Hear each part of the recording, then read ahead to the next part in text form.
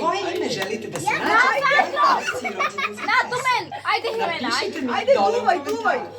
A kako imena ima mnogo? Morat ću strpljivo. Ako ikad ne želite,